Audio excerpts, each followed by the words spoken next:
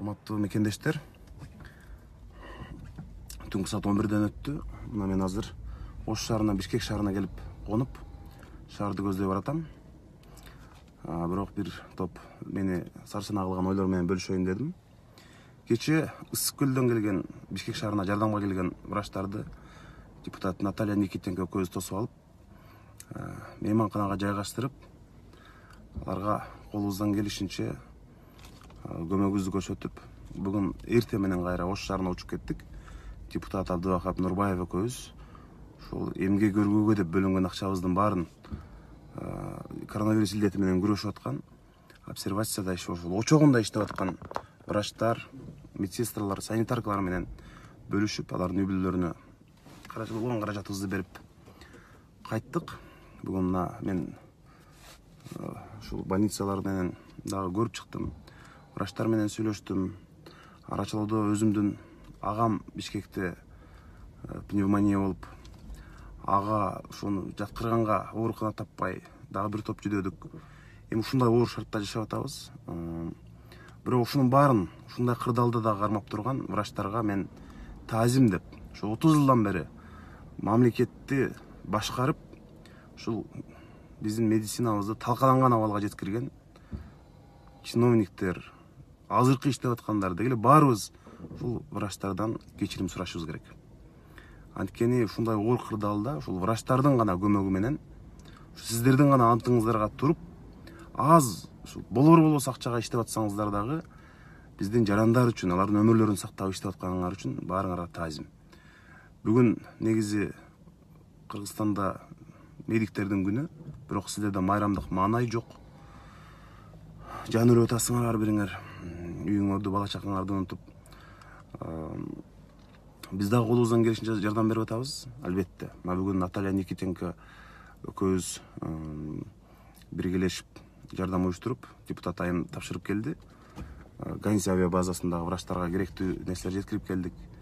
Колубуздан келишинче маянабыз менен болгонун баарын берип аракет кылып атабыз. Бирок бул эми жанагы деңиздеги бир тамчыдай эле көрүнөт. Бирок колубуздан келишинче ар бирибиз аракет кылышыбыз керек. Ушу мейманканасы барлар мейманканасын берип, 5000 сом барлар анын жарымын жардамга берип атканы бул абдан мындай бир жакшы көрүнүш. Ошондуктан саламатсызбы? Саламатсызбы, Жанар Ахаевич. Денсаулыктарыңыз жакшы ба? Силерге рахмат беке. жардамыңарга рахмат. Жакшы кызмат кылып атасыңар. Шаарга кире бериште мына ушундай пост турат. Эми ушул биз азыркы медицинанын абалын көрүп, мындан бир жыйынтык чыгарышыбыз керек. Анткени мына соңку 3 ай ичинде эле мамлекетке сырттан Дүйнөлүк банк, ЭБР, АБР баары биригип 500 миллиондой акча каражаты келди. Ошол акча каражатын алып, бирок ушуну туура пайдаланып, бир оорукана куруп, же болбосо жетиштүү медициналык жабдыктарды алып кое албаган өкмөткө мен эмне үчүн каршы добуш бердим ана парламентте. Анткени мен ушулардын баарын билип, ушулар жөндөмсүз экенин билген үчүн мен аларга ишеним көрсөткөн жокмун. Даярдык жетишсиз болду. Мына азыр Кыргыз өкмөтү бүт дүйнөдөн жардам сурап атат.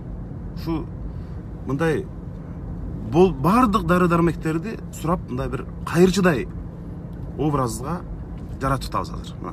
Биз мамлекет катары барбызбы же жокпузбу деген маселе турат да. Анткени ушу кошуна өлкөлөрдөн элементарный бир мындай бир градусниктен баштап болор-болбос дарыдан бери азыр кайырчыдай болуп сурап отурабыз. Бизде мамлекет деген бул эмне бул? Бизнесмендер жардам берип атса, ырчы чорчуларыбыз баарыбыз колунан келишинче жардам берип атса, анан өкмөт эч нерсе кылбай атканы, мындай абдан чабал болуп атканы бизди баарыбызды кейитет.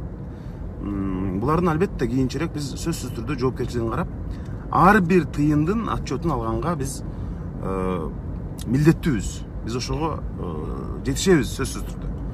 Ошондуктан урматтуу дарыгерлер, сиздер ополтодой жумуш аткарып атасыздар. Биз колубуздан келишинче күн түнү ар бир жаран эмне колунан келсе силерге жардам беришибиз керек. азыр эми майрамдык маанайыңар жок, биз аны түшүнүп атабыз. Кыргыз элибизде ушу тынччылык болсун, жакшылык болсун, ушу илдеттен кутулалы. Бирок бул бизге чоң сабак. Мына медицинабыздын, кыргыз медицинасынын талкаланып калган абалга чейин келгенин түшүндүк. Азыр ойгонбосок, мындай биздин келечек күмөн болот. Ошондуктан баарыбыз жапа тырмагыз илдеттен чыккандан кийин биз түп тамырынан бир жаңыланууга киришишибиз керек деп ойлойм. Баарыңарга рахмат. Тынччылык болсун.